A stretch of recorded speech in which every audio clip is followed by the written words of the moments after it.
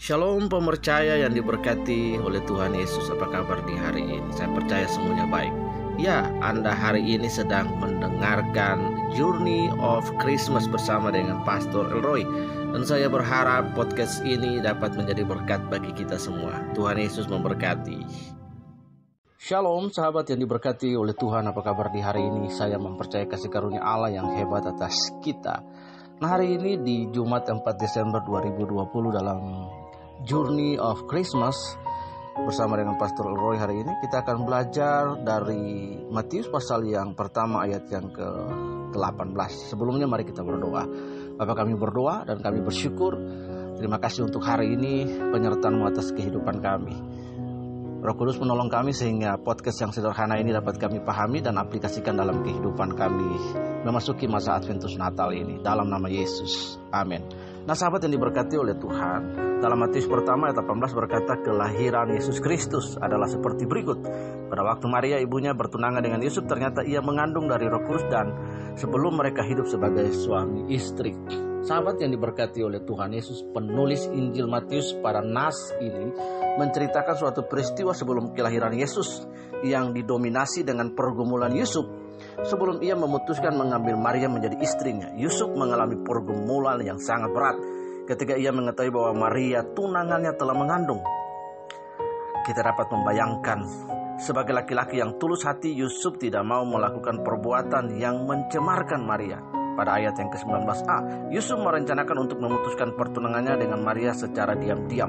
Ayat yang ke-19b, rencana Yusuf ini ingin membatalkan pernikahannya dengan Maria, menyeratkan satu hal, yaitu ia belum mengetahui Allah memilih Maria menjadi ibu Yesus.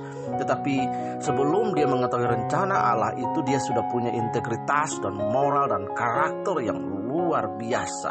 Nah Bapak Ibu yang dikasihi oleh Tuhan Yesus Kristus, di sini kita melihat rencana Yusuf ingin membatalkan pernikahannya dengan Maria menyeratkan satu hal, yaitu ia belum mengetahui bahwa Allah memilih Maria menjadi ibu Yesus, Mesias bagi umat manusia. Kemungkinan pada saat itu Maria tidak menceritakan kepada Yusuf perjumpaannya dengan malaikat Gabriel, utusan Allah.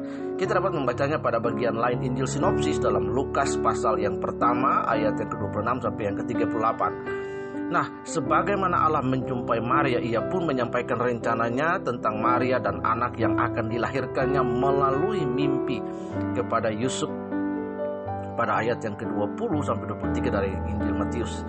Mimpi inilah yang meneguhkan keberanian Yusuf untuk menikahi Maria. Pada ayat yang ke-24 kita membaca, sesudah bangun dari tidurnya, Yusuf berbuat seperti yang diperintahkan malaikat Tuhan itu kepadanya. Ia mengambil Maria sebagai istrinya.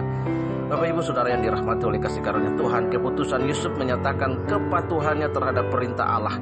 Keberanian Yusuf menunjukkan kepercayaannya terhadap rencana keselamatan Allah bagi umat manusia melalui Yesus. Yusuf berani melangkah untuk menikahi Maria dalam keadaan mengandung. Itu karena ia mau menundukkan dirinya kepada kedaulatan Allah dengan mengesampingkan kepentingannya. Nah, seringkali kita tidak berani mengambil keputusan untuk tunduk kepada kedaulatan dan kehendak dan rencana Allah, karena kita lebih mementingkan keinginan diri kita sendiri. Kita dapat belajar dari teladan Yusuf ini. Kita cenderung tidak bersedia mengambil resiko kehilangan sesuatu yang kita sukai dengan mengalihkan fokus kepada rancangan Tuhan. Perenungannya bagi kita bahwa rencana Allah besar untuk dunia ini tidak dikerjakannya sendiri, tetapi mengikut sertakan Tuhan. Dan itu adalah Anda yang mendengarkan renungan ini, Bapak Ibu Saudara-saudari yang dikasihi oleh Tuhan Yesus. Mari kita berdoa. Kami berdoa dan bersyukur bila renungan ini menolong kami, ada value dan nilai yang kami dapat dari perilaku, attitude dan karakter Yusuf, bahwa ia terlibat dalam rencana Allah. Dan kami mau Tuhan Engkau memakai kami untuk terlibat dalam setiap rencanamu dimanapun kami berada, dalam lingkungan pekerjaan kami dan hal-hal yang kami kerjakan dengan rumah tangga istri kami.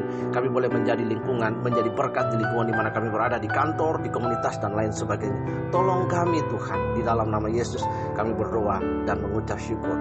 Tuhan Yesus memberkati. Amin. Nah Bapak Ibu Saudara yang diberkati oleh Tuhan, sampai jumpa dengan Pastor Roy pada hari yang kelima. Tentunya dengan Journey of Christmas kita akan mendapatkan pesan-pesan Natal selama 30 hari. Berkat dari Natal. Tuhan Yesus memberkati kita. Shalom.